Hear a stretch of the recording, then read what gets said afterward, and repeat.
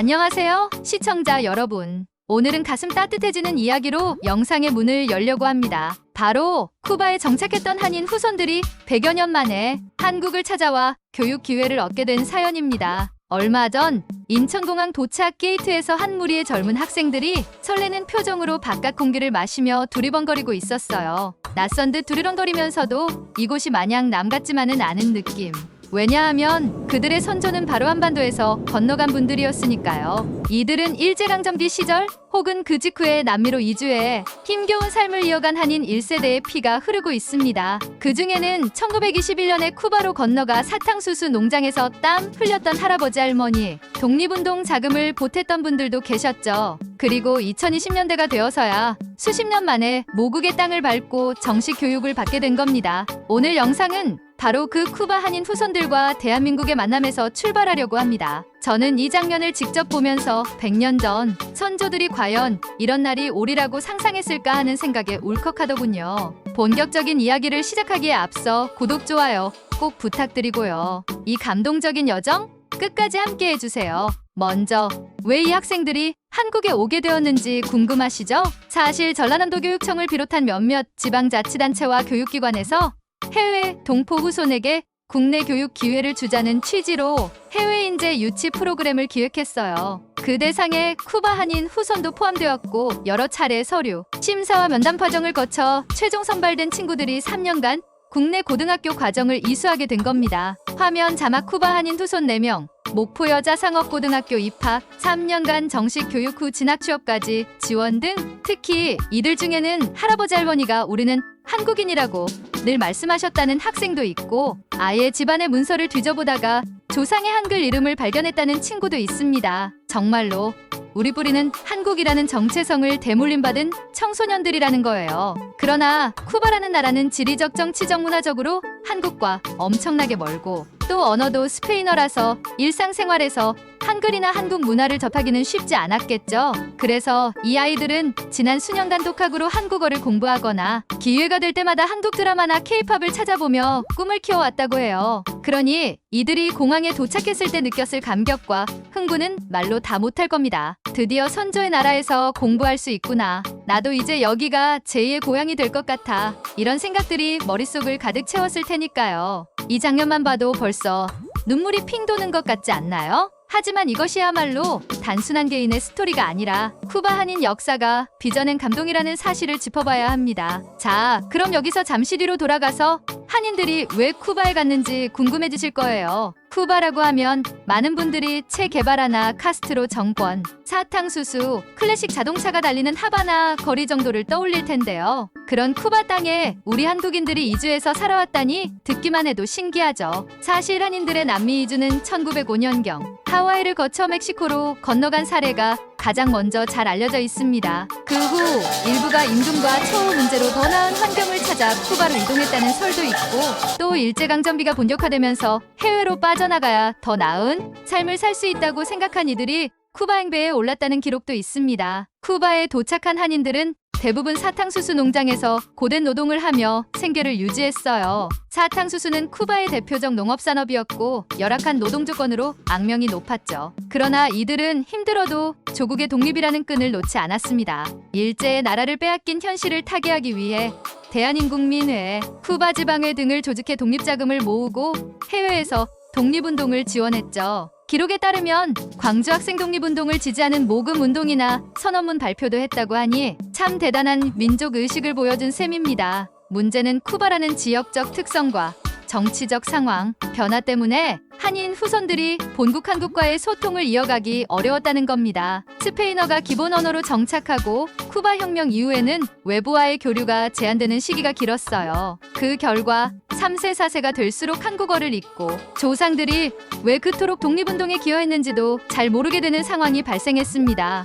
요컨대 쿠바 한인 사회는 뜻깊은 이민 역사를 가지고 있지만 세월이 흐르며 한국과의 관련성을 잃어버릴 위기에 처했던 거죠. 그러나 그 와중에도 우리 할아버지는 김씨였대. 우린 한국 사람 피가 섞였어라는 자부심을 품고 살아온 후손들이 존재했던 겁니다. 그런데 2020년대 들어 큰 변화가 생깁니다. 한국 정부와 일부 지자체가 해외 동포 후손을 초청해 교육 기회를 주는 프로그램을 본격 추진한 거죠. 전라남도 교육청 사례가 특히 두드러집니다. 2017년형부터 쿠바 한인 후손회와 교류하며 이 후손들이 한국에서 공부할 수 있으면 얼마나 좋을까라는 아이디어를 실현시켰어요. 2019년엔 이미 소수 학생을 1년간 초청했으나 코로나19 때문에 중단됐다가 다시 재개되면서 이번에 공식적으로 고교 3년 전 과정을 이수하도록 초청했다는 겁니다. 그 주인공들 중에는 실제로 쿠바 영재학교에서 공부하던 우수 학생도 있고 어린 시절부터 할머니에게서 우린 한국인의 피를 이어받았다라는 얘기를 들으며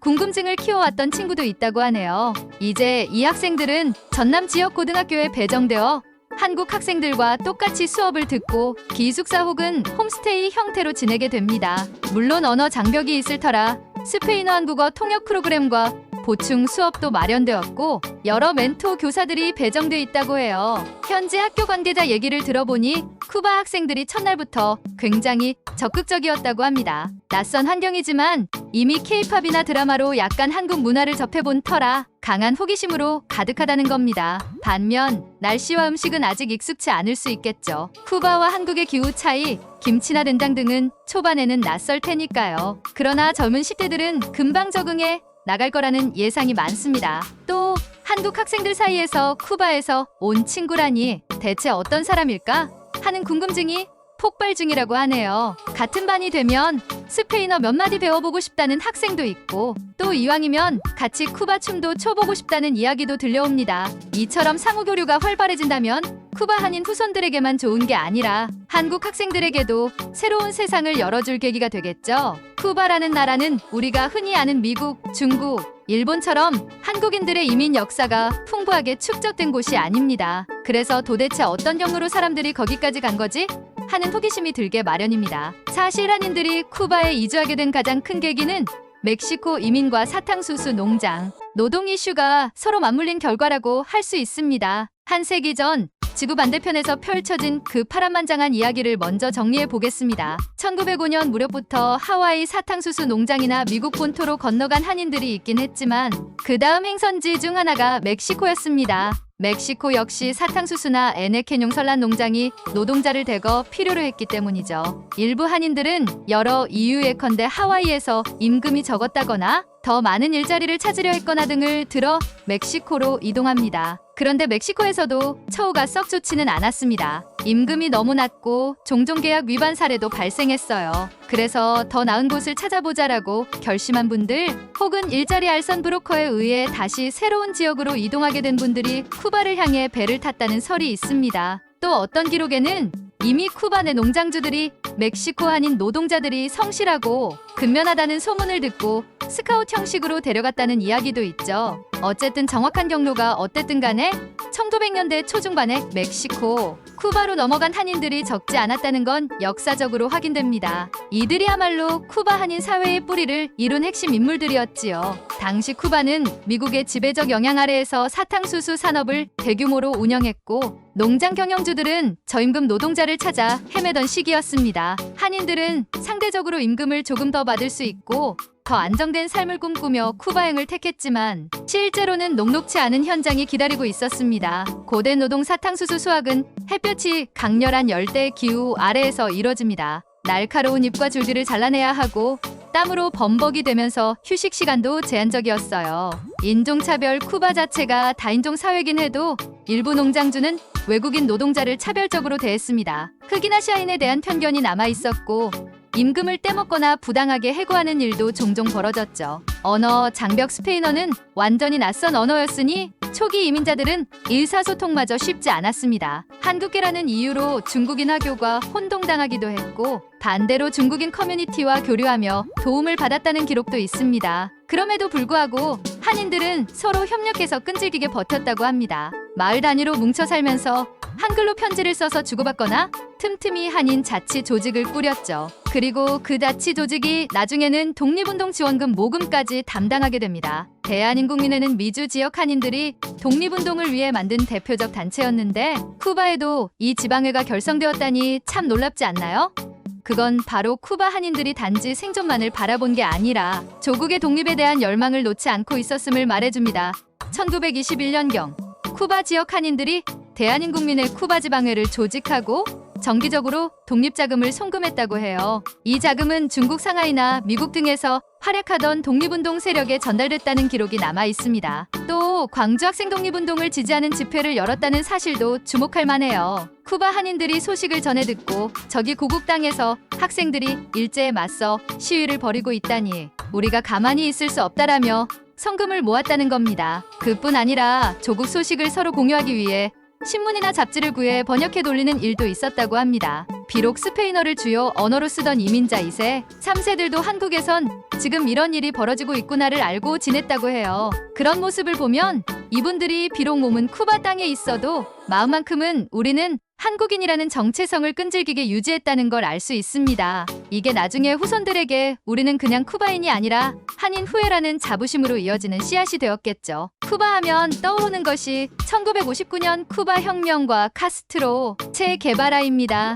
이 혁명으로 인해 쿠바는 사회주의 체제를 수립했고 미국과 대립각을 세우는 길을 택했습니다. 이런 급격한 정치 경제 변화는 쿠바 내 소수민족, 특히 이민자들에게 적지 않은 영향을 미쳤어요. 사탕수수 농장이 국유화되면서 한인들의 노동 환경도 변했습니다. 개인 농장이 사라지고 국가 주도의 농업 시스템이 생기다 보니 어디서 일하느냐, 월급이 얼마나 되느냐 등 문제가 복잡해졌죠. 동시에 외부 교류가 제한되니 고국과 연락하는 게 예전보다 더 어려워졌습니다. 이미 일제강점기가 끝나고 한국전쟁까지 거치며 한반도 정세도 복잡했기 때문에 쿠바 한인들은 소식 접하기가 쉽지 않았죠. 심지어 쿠바 사회 내부 사정상 우리가 한민족 후예다라고 대놓고 주장하기보다는 일단 평범한 쿠바 시민으로 살아가는데 집중해야 했던 시기도 있었습니다. 이런 상황을 겪으면서 12세가 나이 들고 자연스럽게 세상을 떠나면서 3세 이후로 갈수록 한국 뿌리에 대한 인식이 옅어질 수밖에 없었습니다. 스페인어 이름과 쿠바식 문화로 완전히 동화된 분들도 많았죠.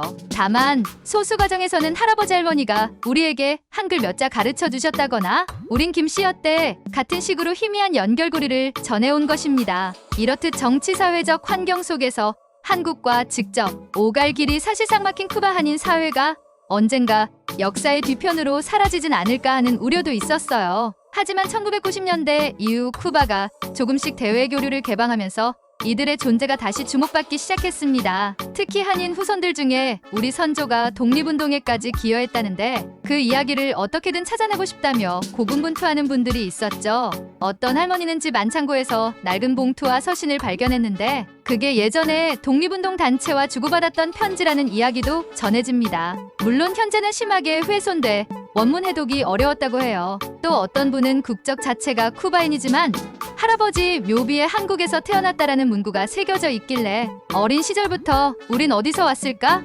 를 고민하기 시작했다는 일화도 있습니다. 이런 노력들이 쌓여 쿠바 한인후손회 같은 단체가 다시금 활발히 움직이며 한국 대사관이나 여러 기관과 교류하게 된 거죠. 2010년대 들어서는 한국에서도 쿠바 한인들의 이야기를 재조명하며 이민 역사 연구자들이 자료를 찾기 위해 쿠바에 방문하기도 했습니다. 그러던 중 전라남도 교육청이 해외 동포 후손 초청 프로젝트를 실행하게 됩니다. 보통은 미국, 중국, 러시아 교포를 떠올리기 쉽지만 쿠바 한인 후손에게도 기회를 주는 게 의미가 크겠다고 판단한 거예요. 그리하여 2019년에 시범적으로 2명을 초청, 1년간 학업을 지원했는데 이들이 귀국할 때 무척 아쉬워하며 3년 전 과정을 다 마치면 좋을 텐데라는 소망을 남겼다고 합니다. 하지만 곧 코로나19가 터지면서 교류가 중단됐죠. 쿠바도 국경을 닫았고 한국도 상황이 어렵던 시기였으니까요. 그리고 2022년 말 2023년에 접어들면서 방역이 완화되자 다시 재추진되었고 이번에는 아예 고교 전 과정 3년을 이수하도록 지원하는 제도로 확대된 겁니다. 쿠바 한인후손회와 협의해서 4명의 학생을 최종 선정했고 그들이 이제 한국 땅을 밟아 목포여자상업고등학교로 배정된 거죠.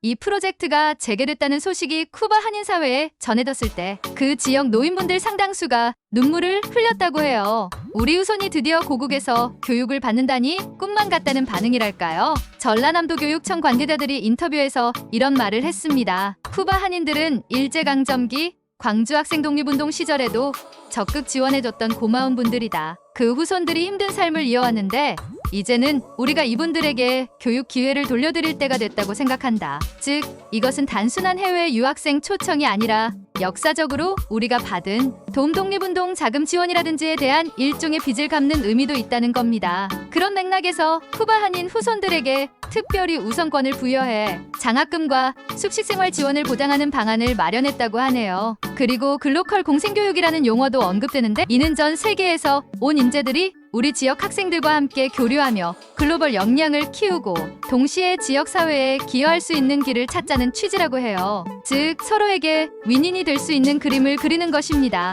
실제로 쿠바 학생들이 배정된 목포 여자상업고등학교에서는 교직원들과 학생들이 다음과 같은 일을 준비 중이라고 합니다. 언어 지원, 한글 기초 교육, 한국어 교재, 스페인어 통역 앱 등 다양하게, 그리고 스페인어를 전공한 한국인 강사를 초빙해 보충 수업, 홈스테이 기숙사, 이 친구들이 안정적으로 지낼 수 있도록 교내 기숙사 또는 자매 결연 가정 마련, 주말엔 한국 문화 체험을 할 수 있도록 농가어촌 체험 등 프로그램도 고민. 문화교류 동아리, 쿠바 친구들이 스페인어 수업을 해주거나 간단한 라틴 댄스 음악을 소개하는 동아리를 만들어서 지역 학생들도 문화적 다양성을 배울 수 있도록 유도. 미디어 취재, 지역 언론과 교육청 홍보팀이 함께 스토리를 기록해 두어 앞으로 더 많은 해외 동포 후손에게 참고 자료로 쓰도록 함. 이런 준비 과정을 듣고 있으면 참 귀엽고도 대견하다는 생각이 듭니다. 모두가 낯선 이들을 진심으로 환영하며 함께 성장하자고 손을 내미는 모습이니까요. 물론 현실적으로 난관도 적지 않을 거예요. 언어 장벽 때문에 수업 이해가 더뎌질 수 있고 한국 식단이나 생활 습관이 불편할 수도 있습니다. 혹시라도 편견, 어린 시선이나 문화적 충돌이 생길 수도 있겠죠. 하지만 지금까지 보여준 열정과 지자체 학교의 세심한 지원을 생각하면 이 아이들이 잘 적응해 나갈 가능성이 큽니다. 그리고 그런 과정에서 한국 학생들도 쿠바, 거긴 어떤 나라지? 라고 호기심을 품으며 글로벌 마인드를 기를 수 있을 겁니다. 더 나아가 쿠바 학생들이 한국에서 졸업 후 어떤 진로를 밟을지도 궁금합니다. 국내 대학 진학을 할 수도 있고 쿠바로 돌아가 한인사회를 이끌 수도 있고 또 다른 나라로 진출할 수도 있죠. 그 선택지의 폭이 크게 열렸다는 것 자체가 이미 꿈 같은 변화입니다. 한편 이 모델이 성공적으로 자리 잡으면 다른 해외 동포, 후솔러시아, 사할린 동포나 중앙아시아, 고려인, 제중동포, 제1동포 등을 대규모로 유치하는 길도 열릴 겁니다. 특히 남미 지역에는 쿠바뿐 아니라 브라질, 아르헨티나, 파라과이 등에도 한인 이민 역사가 있으니 충분히 확장 가능성이 크죠. 여기까지가 쿠바 한인 후손 교육 프로젝트의 배경과 의미, 그리고 그 시작 단계에 대한 간략한 정리였습니다. 지금 이 순간에도 쿠바에서 온 학생들은 한국 고등학교 교실에서 새 친구들과 어색하게 눈 맞추고 있을지도 모르겠네요. 한 학기가 지나고 나면 한국말은 꽤 늘었고 김치찌개는 먹을 만해졌다는 후기들이 나오길 기대해봅니다. 앞선 내용에서는 쿠바 한인 후손들이 한국에서 교육 기회를 얻게 된 사연과 그 역사적 의미를 살펴보았습니다. 그런데 이 감동은 단순히 해외 청소년들이 국내 고등학교에 입학했다는 사실만으로 끝나지 않습니다. 사실 더 깊이 들어가 보면 일제강점기 시절부터 이어져 온 이주와 독립운동, 그리고 시간이 흐르며 빛을 잃어가던 한인 정체성이 어떻게 현대에 이르러 다시 꽃피우게 되었는지 알게 될 때 그 감동은 배가 됩니다. 이번에는 그 연장선에서 쿠바 한인 1세대의 이주 경위를 조금 더 구체적으로, 그리고 그들이 독립운동 지원을 어떻게 했는지, 그리고 혁명 이후의 쿠바 사회를 어떻게 돌파해 나갔는지에 대해 한층 깊이 있는 이야기를 이어가고자 합니다. 한편 이런 역사적 맥락을 이해해야 지금 왜 한 세기 만에 쿠바 한인 후손들이 한국에서 꿈을 펼치는 일이 그렇게나 울림이 큰지를 제대로 느낄 수 있을 거예요. 사실 1900년대 초에 한국 후손에서 남미까지 이주하는 건 보통 일이 아니었습니다. 하와이나 미국 서해안을 거쳐가거나 혹은 서해안 항구 도시에서 직접 배를 타고 멕시코나 쿠바까지 이동하는 루트가 종종 언급됩니다. 대부분의 이민자들이 조국의 혼란스러운 상황을 전쟁, 일본의 병탄, 국내 경제 파탄 등 속에서 더 나은 생활을 찾아 떠났다는 공통점이 있죠. 멕시코에 정착했던 한인들을 다룬 연구자료에 따르면 이들은 에네켄 용설란 농장에서 비참할 정도로 열악한 노동 조건에 시달렸다고 합니다. 그런데도 삶이 나아지지 않자 조금이라도 좋은 환경을 찾아 쿠바로 이동한 사례가 나왔다는 거예요. 그리고 쿠바에서는 사탕수수가 주산업이었으니 그곳에서도 낯선 언어와 기후, 낯선 문화와 싸워야 했죠. 정확히 몇 명이 어떤 배를 타고 갔는지는 기록이 불완전합니다. 그러나 대략 1920년 전으로 수백 명 규모의 한인들이 쿠바 땅에 도착했다는 사실 자체는 비교적 확실합니다. 그리고 이들이 후에 점점 더 늘어나 소규모 한인 커뮤니티를 형성하게 되었지요. 앞서도 잠깐 언급했지만 대한민국민의 쿠바 지방에는 참으로 놀라운 사례입니다. 멕시코, 미국, 하와이 등 다양한 지역에 대한민국민의 지부가 있었는데 쿠바 같은 곳에서도 공조 체계를 꾸렸다는 것이에요.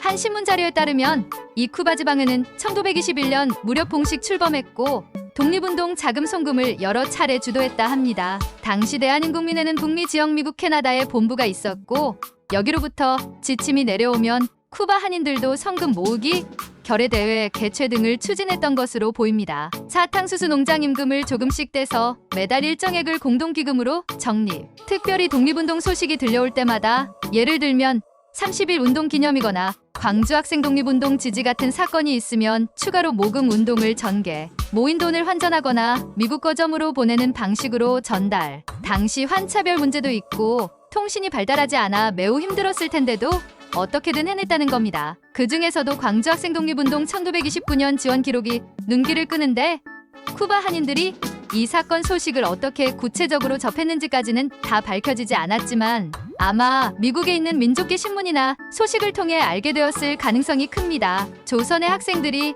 일제의 불평등과 식민 억압에 맞서 목소리를 냈다는 뉴스를 듣고 쿠바 한인들도 가만히 있을 수 없었던 거죠. 그러자 직접 그 도시 하바나 인근 등에서 지지 대회를 열고 성명서를 발표하거나 성금을 모았다 합니다. 정말 상상해보면 쿠바의 사탕수수밭에서 일하는 한국인들이 먼 조국에서 벌어진 학생 시위에 호응해 모금을 하고 대회를 연다는 자체가 놀라운 일입니다. 이것이 바로 고국에 대한 절절한 애정이라 할 수 있을 거예요. 당연히 이들은 독립운동만 생각하고 살아갈 순 없었을 겁니다. 생존이 먼저였죠. 그래서 한인회 또는 지방회에서는 공동기금을 운영해 경제적 어려움에 부닥친 동포를 돕거나 질병에 걸린 이들에게 간이 진료를 해주기도 했다고 합니다. 스페인어로 각종 서류를 작성해야 하는 행정 업무도 대행해주고 결혼장례 절차에도 관여하는 등 사실상 한인 동포들의 삶 전반을 챙기는 역할을 했지요. 그러면서도 한국이 해방되면 돌아가고 싶다는 희망을 품고 살았다는 증언이 있습니다.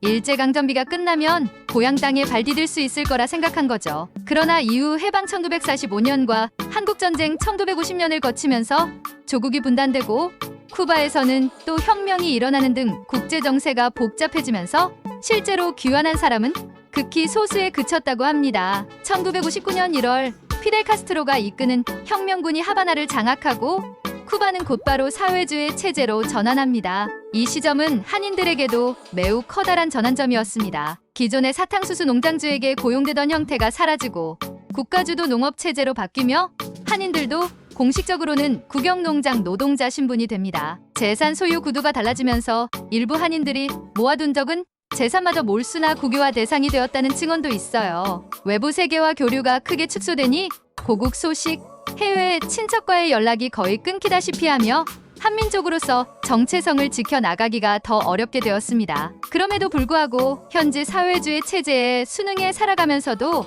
가족 단위로 조상 이야기를 전해주는 분들이 있었다고 합니다. 너희 증조할아버지가 조선인이었다. 우리 피에는 한국혼이 흐른다는 식으로요. 언어나 외형적 문화는 쿠바식으로 동화되었지만 우린 쿠바인이면서도 한국인 후손이라는 의식을 어떻게든 이어나갔던 것이죠. 시간이 흘러 1990년대, 2000년대 들어 쿠바가 대외교류를 조금씩 확대하고 한국에서도 쿠바와 외교관계를 맺으면서 한국 쿠바는 1960년대엔 수교가 안 되었지만 차차 민간 교류가 생겼습니다. 한인 후손들의 존재가 점차 국내에 알려지게 됐습니다. 여기서 결정적 역할을 한 건 쿠바 한인 후손회 같은 단체가 재조직되어 한인 사회 역사를 발굴하고 한국 대사관이나 한인 단체와 교류하기 시작한 일입니다. 이들은 때때로 한국을 방문해 우리는 쿠바에서 태어나고 자랐지만 한국인이었던 조상님들을 기리고 싶다, 한국어와 문화를 배우고 싶다라고 강조했죠. 그 덕분에 일부 한국 민간단체나 지자체에서 도움의 손길을 내밀게 됩니다.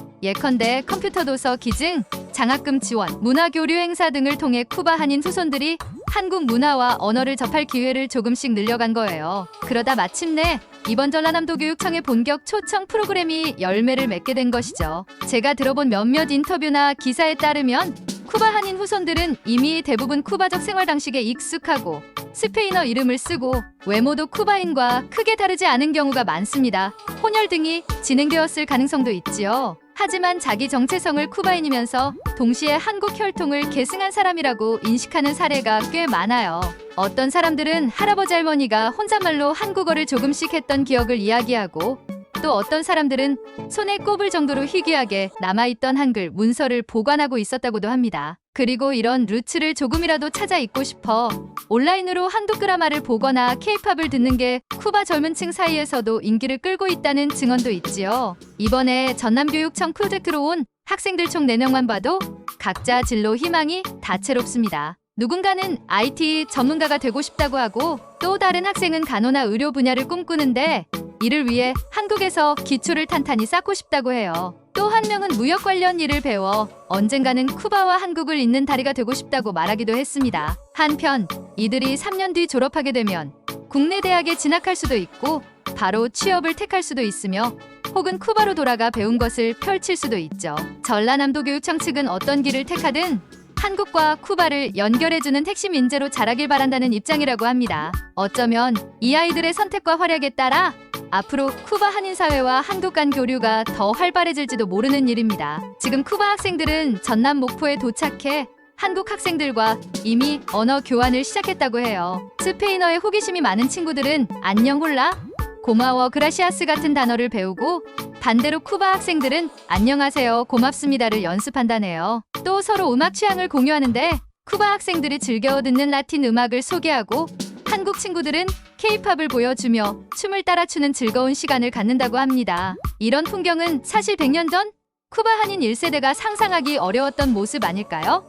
그땐 살기 위해 사탕수수 밭에 매달렸고 조국을 그리워하며 독립운동 자금을 모았지만 지금은 그 후손들이 떳떳이 한국 땅에서 한국 친구들과 웃으며 노는 시대가 열렸으니까요. 그 자체가 커다란 감동이고 역사가 만들어낸 기적 같다는 생각이 듭니다. 사실 이번에 온 학생들은 선발된 4명에 불과합니다. 아직 쿠바 현지에는 한국에 대해 관심이 있어도 경제적 행정적 이유로 못 오는 후손들이 남아있을 테죠. 또 이미 3, 4세대 넘어가면서 한국 혈통을 잘 몰랐던 분들도 재발견될 수 있습니다. 전문가들은 이번 프로젝트가 성공적으로 운영되어 졸업생들이 좋은 성과를 내면 추후 더 많은 쿠바 한인 후손이 길을 찾을 것이라고 기대합니다. 전남뿐 아니라 다른 지역 교육청, 정부 기관 등에서도 유사한 초청 사업을 확대할 수 있다는 얘기죠. 이를 위해서는 지속적인 재원 확보, 교육 프로그램 표준화, 체계적 멘토링 시스템 등이 뒷받침돼야 합니다. 또 학생들이 졸업 후 한국 내 대학 진학이나 취업을 희망할 때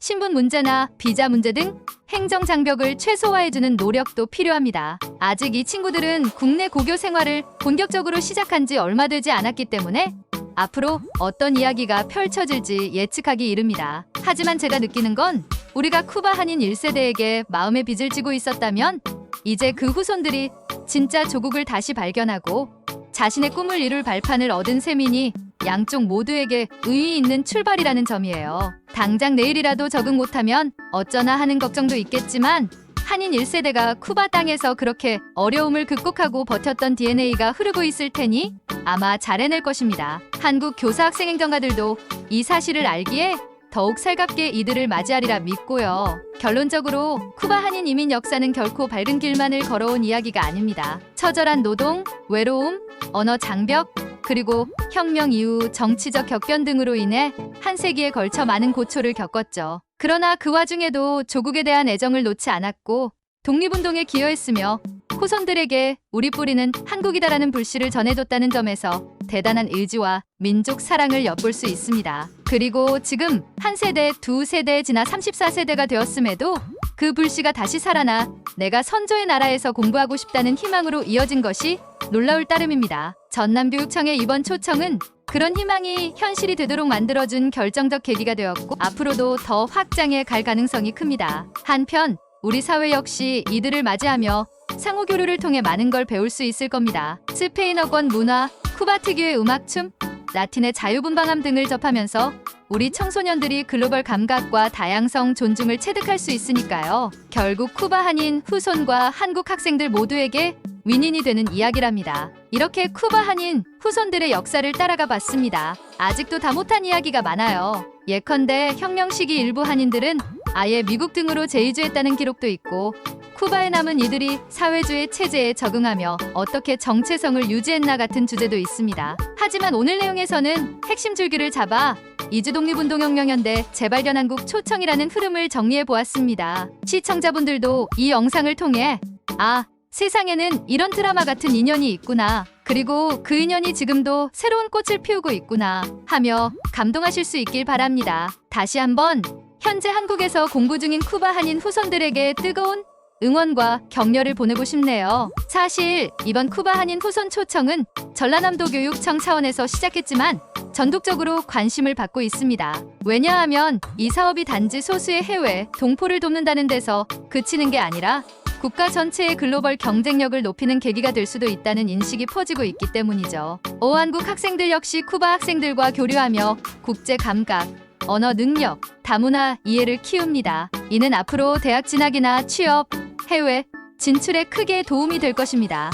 쿠바 학생들은 한국 교육 시스템 속에서 아이 등 다양한 분야의 기초를 배우고 졸업 후 한국 대학에 진학하거나 국내외 취업을 통해 한국과 쿠바의 가교 역할을 할 수 있게 됩니다.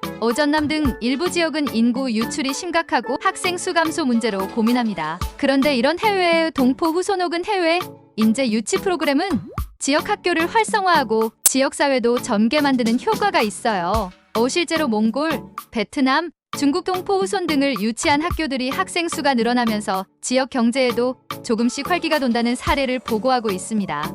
쿠바 한인 후손의 경우 앞서 말했듯 일제강점기에 독립운동 자금까지 보낸 조상들의 후예이기에 이를 지원하는 건 나라와 지방정부 차원에서 큰 의미가 있습니다. 독립운동에 헌신해준 분들 후손을 잊지 않고 보살핀다는 메시지를 국내외에 알릴 수 있죠. 쿠바 학생들이 본국으로 돌아가거나 혹은 쿠바 친구 가족과 소통하면서 K-팝, K-드라마, 한국 전통 음식 등을 소개하게 되면 자연스럽게 한류 저변을 넓히는 계기가 됩니다.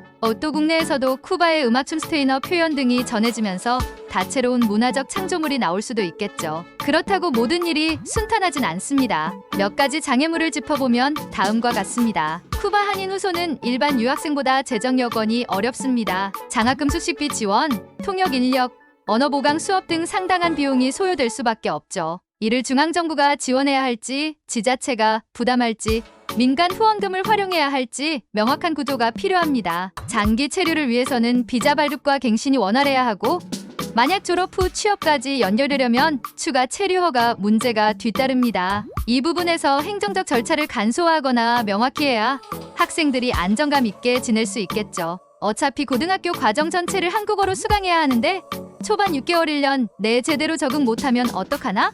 하는 우려가 큽니다. 이미 중국, 베트남, 몽골 학생 유치 경험에서 나온 노하우가 있지만 스페인어권 학생은 또 다를 수 있어요. 이를 위해서는 전문 교사나 통역사의 꾸준한 지원, 그리고 전반적인 교재 개발 등이 필요합니다. 아무리 따뜻하게 맞아준다고 해도 사소한 오해나 차별이 발생할 수 있죠. 쟤는 쿠바에서 왔대, 스페인어만 쓰나 보지? 라는 식의 편견이나 혹은 쿠바 학생들이 자신들끼리만 뭉치는 문제가 생길 수도 있습니다. 이걸 극복하려면 학교와 지역사회가 다문화 교육, 상호 존중 문화를 적극 장려해야 합니다. 이제 실제 이 프로젝트의 주인공들이 어떤 미래를 꿈꾸는지 더 구체적으로 상상해 볼까요? 한국 대학 진학 후 내가 IT 전문가가 되어 쿠바를 돕고 싶다. 예를 들어 사이버 보안 분야에 흥미가 있는 학생이 3년간 한국에서 기초를 배우고 국내 대학 정보보호학과로 입학한다면 졸업 후 쿠바로 돌아가거나 한국 쿠바 간 IT 교류 사업을 추진할 수도 있겠죠. 스페인어 한국어 이중 언어 능력을 살려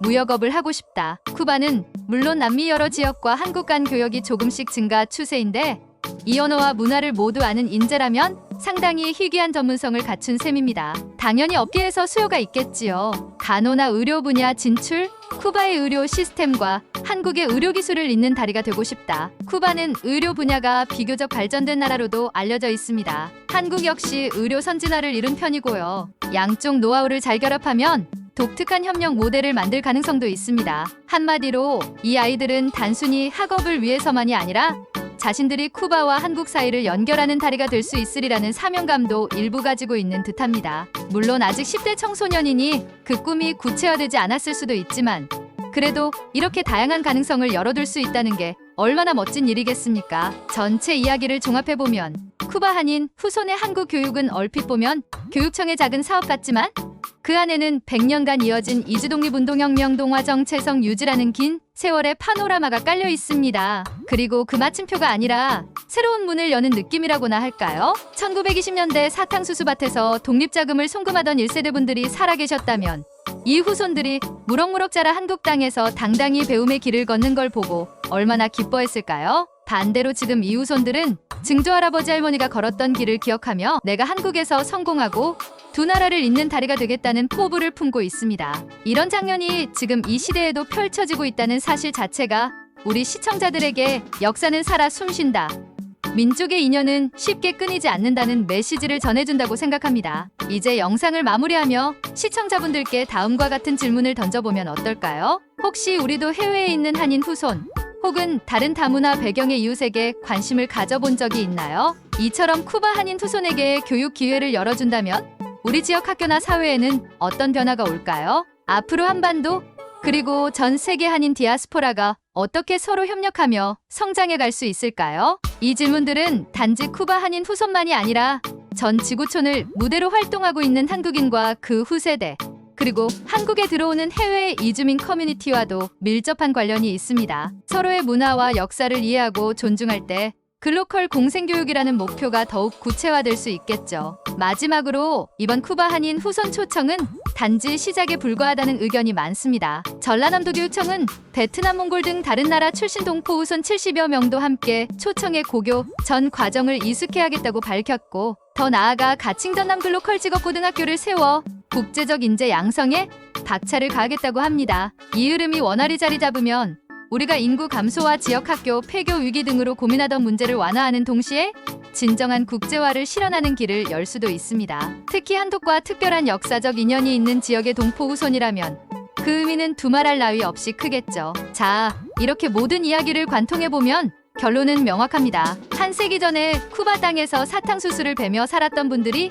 조국 독립에 기여했고 그 후손들이 이제 2020년대 대한민국의 고등학교 교실에서 성장의 날갯짓을 한다. 이건 영화로 만들어도 손색이 없을 만큼 드라마틱한 사실이잖아요. 이 영상을 통해 시청자 여러분도 그 드라마에 조금이나마 공감하셨길 바랍니다. 그리고 우리가 혹시 일상 속에서 이런저런 사소한 편견이나 무관심으로 해외, 동포 후손, 다문화 이웃들을 소외시키지 않았나 돌아보는 계기가 되면 좋겠습니다. 역사는 사람을 잇고 세대를 관통하며 결국 미래를 향해 나아가는 씨앗이니까요. 이상으로 쿠바 한인 후손의 한국 교육 프로젝트를 다룬 긴 내용을 마치겠습니다. 감사합니다.